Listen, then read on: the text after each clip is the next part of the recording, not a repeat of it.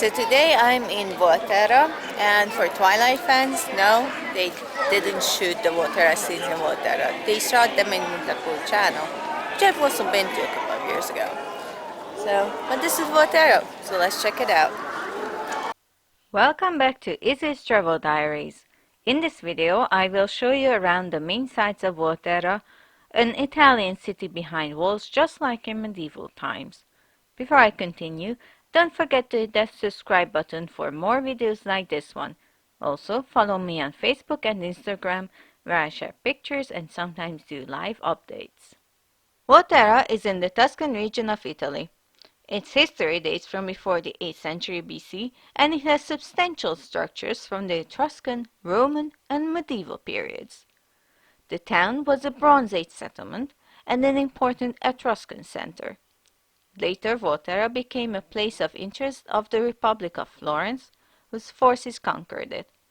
When the Republic of Florence fell in 1530, the city came under a control of the Medici family and later followed the history of the Grand Duchy of Tuscany. Currently, you are seeing the Palazzo dei Priori, which is the city hall. The construction began in the 13th century. The municipal building was built in the most important town square close to the cathedral, near the most influential families of the city. The facade is decorated with enamel terracotta plaques representing the coats of arms of Florentine families. The building had to be completely rebuilt after an earthquake in the 19th century. Today it is home to municipal offices as well as temporary exhibitions.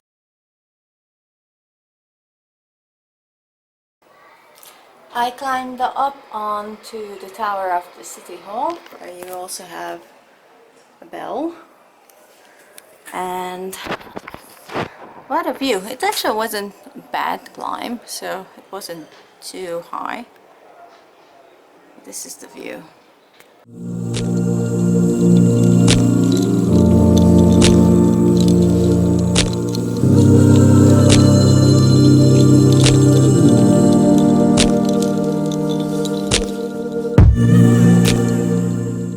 So that was the city hall in Volterra, and it's one of the oldest city halls I know of Tuscany, so it's well worth a visit, and entrance is €6. You can go all the way to the top if your niece can take it. If my niece could take it, your niece can take it.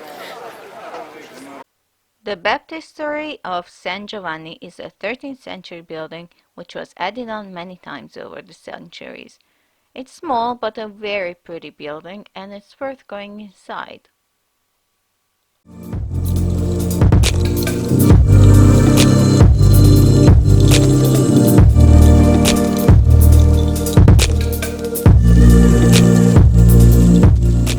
Sadly, the Volterra Cathedral itself was under renovation and I couldn't enter it, so I guess I'll have to come back another day.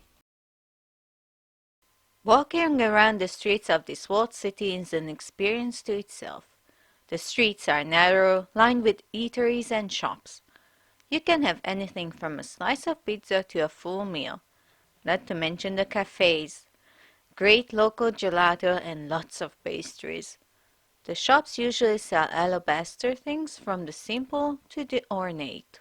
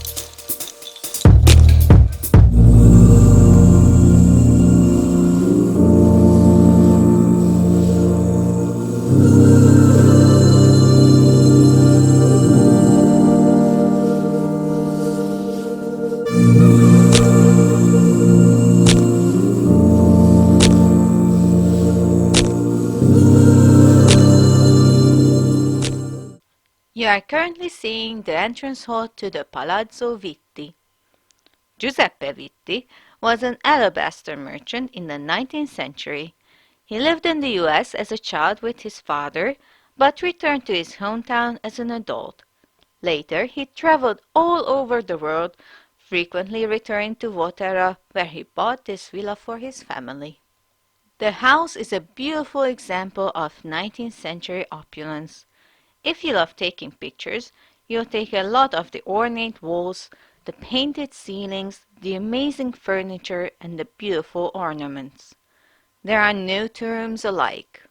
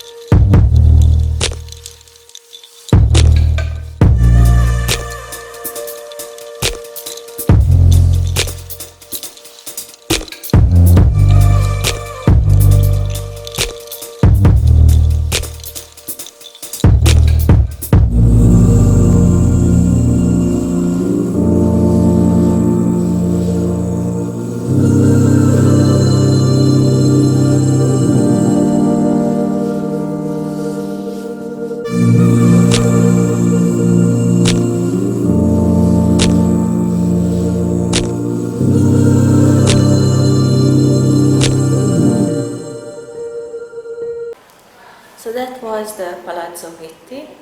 I think it's a very beautiful palace to see. Well, Palazzo is actually a big townhouse, so it's a very nice townhouse to see. Lots of beautiful ceramics and furniture and rooms if you like that sort of thing.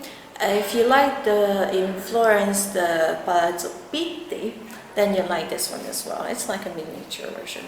So yeah, I think it's worth a visit. It's worth the €5 it costs, and come on inside with me. These are the exhibits of the Etruscan Museum, also called the Guarnacci Museum. It's one of the oldest public museums in Europe. It was founded in 1761 when the noble abbot Mario Guarnacci died, and he donated his huge architectural collection to the city. The collection in the museum starts from the Iron Age. The majority is from cemeteries. The small sarcophagi house the ashes with the deceased in a reclining position on top. If you recall, reclining like this was the usual position during parties, so you could say they are all attending a big party in the afterlife. There are so many of these all over the museum, but those are not the only things to see. You can see jewelry and pottery from various periods as well. On the ground floor there is a small part towards the back with some contemporary statues. In September it wasn't very nice, but I bet it looks much better in the spring. There is a huge fortress in Volterra called the Fortezza Medicea. Sadly, it has been a prison for centuries, and it still is. So while it looks inviting, you really don't want to go inside. If I was in their place, I'd boot the prisoners and use it as some sort of tourist place. I bet it would be popular. The systematic excavation of the Roman theater began in 1950. It dates from the 1st century BC. Later, baths were added behind the stage area. I couldn't go down to the actual site at this time as it was locked. However, if you have a look at Google Maps, there is a spot called Vista Panoramica del Teatro Romano de Volterra, which actually means panoramic viewpoint of the theater. That's where you can take videos and good pictures. So that was Volterra, and I hope you liked this little video, and if you did, then don't forget to subscribe to my channel. And well, to sum it up, Volterra is a lovely little city.